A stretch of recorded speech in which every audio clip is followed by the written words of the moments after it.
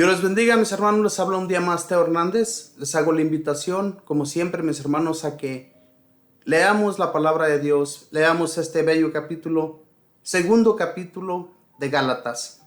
Nuestra hermana Elena comenzó con el capítulo número 1 el día de ayer. Y hoy día vamos a dar continuidad.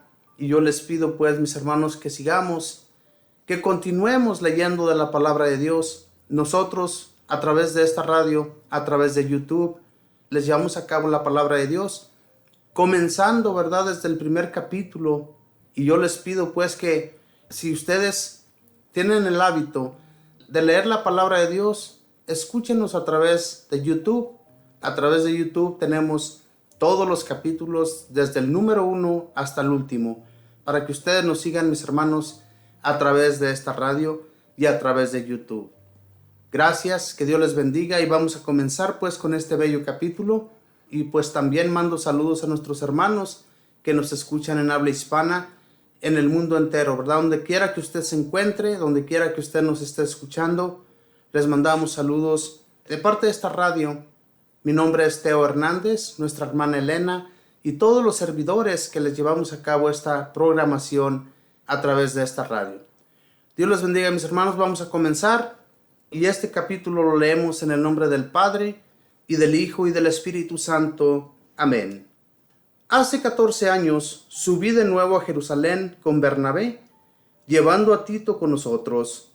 Siguiendo una revelación, fui para exponerles el Evangelio que anuncio a los paganos. Me entrevisté con los dirigentes en una reunión privada, no sea que estuviese hubiera hecho un trabajo que no sirve. Pero ni siquiera obligaron a circuncidarse a Tito, que es griego, y estaba conmigo, y esto a pesar de que había intrusos, pues unos falsos hermanos se habían introducido para vigilar la libertad que tenemos en Cristo Jesús, y querían hacernos esclavos de la ley.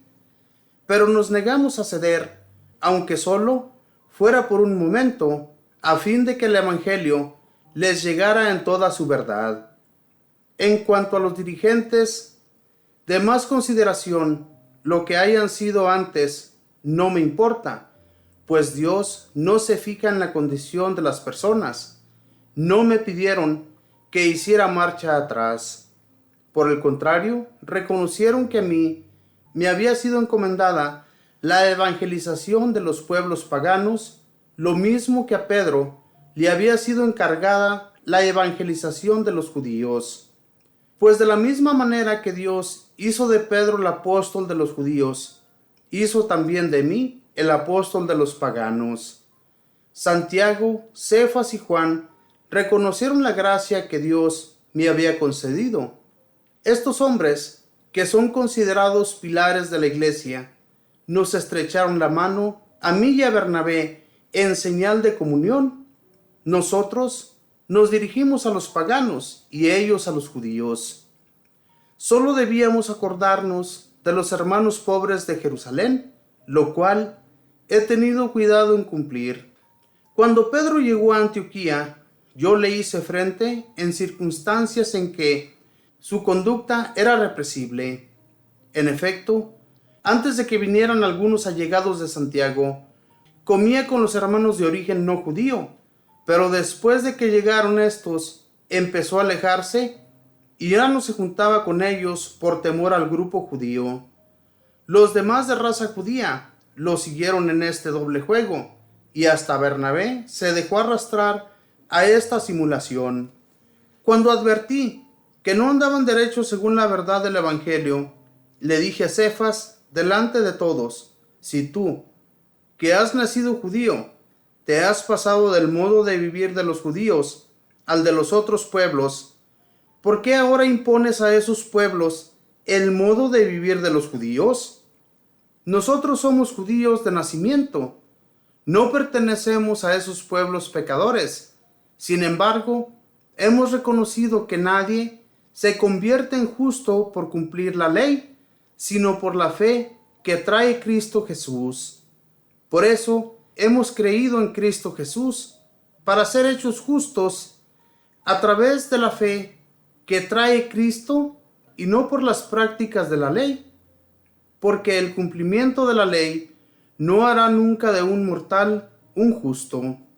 Si al buscar en Cristo nuestra justificación estamos también equivocados, Cristo sería responsable del pecado.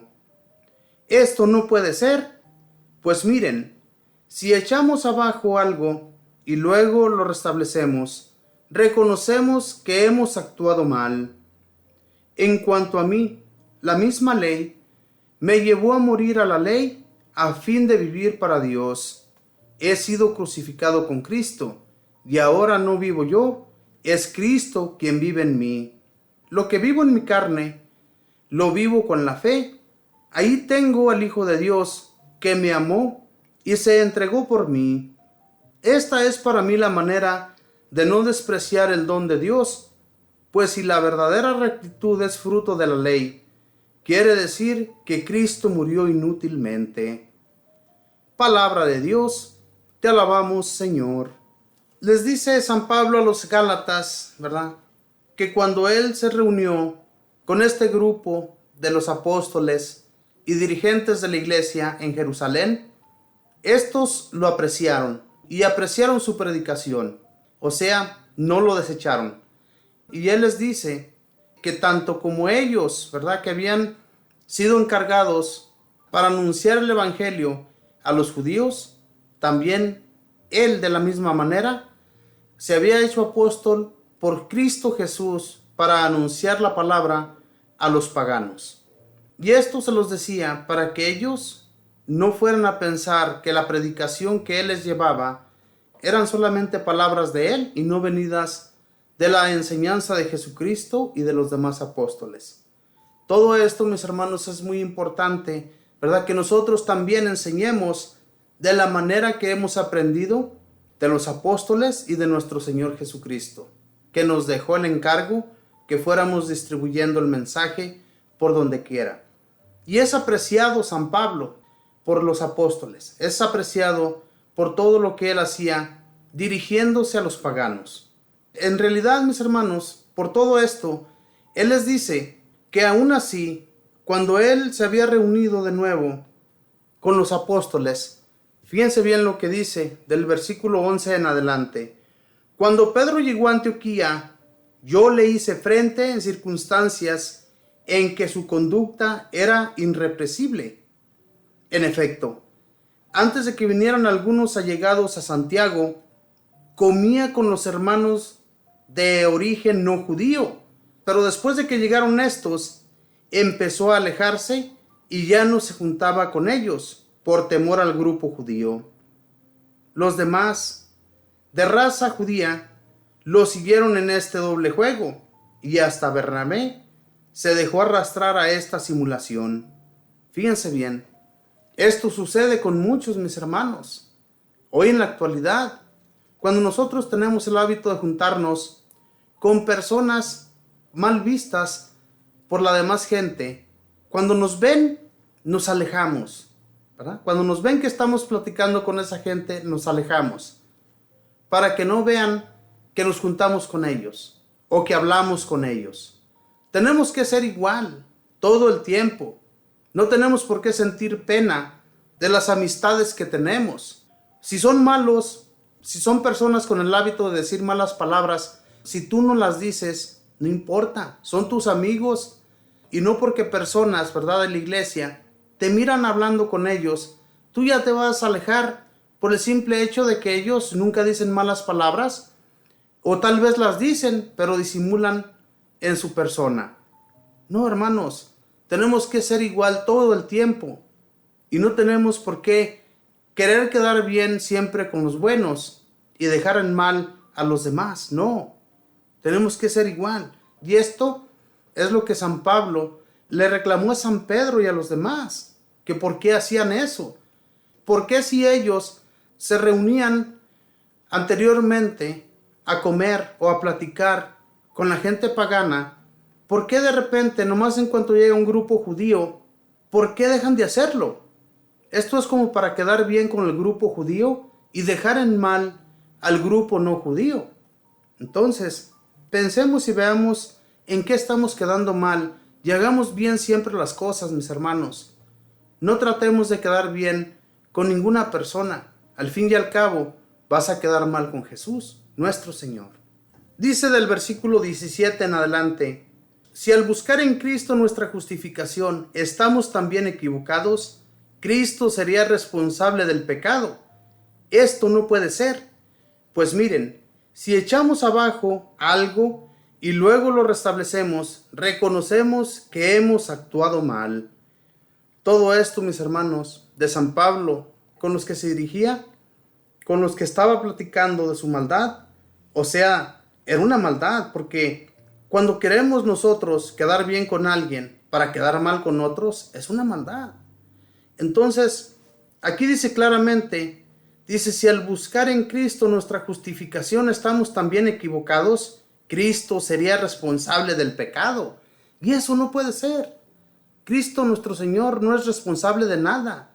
Entonces, Él todo lo hizo perfecto para que nosotros vivamos en una perfección. Claro que no vamos a ser como Él, pero sí podemos tratar, ¿verdad?, de llevar una vida como nuestro Señor Jesús. Nuestro Señor Jesús nunca quiso quedar bien con nadie. Les llamaba la atención porque veía su maldad en las personas. Y Él, cuando les hablaba, les decía que tenían que dejar su maldad para que nuestro Dios Padre les aceptara en el reino. Y si nosotros no dejamos nuestra maldad, no vamos a ser aceptados. Entonces, hermanos, sabemos bien que si queremos vivir eternamente junto a Jesús y nuestro Dios Padre, tenemos que dejar nuestra maldad. Dejemos, pues, que el Espíritu Santo nos envuelva en Él y llevemos una vida recta en el Señor. Que Dios les bendiga, que pasen un feliz día.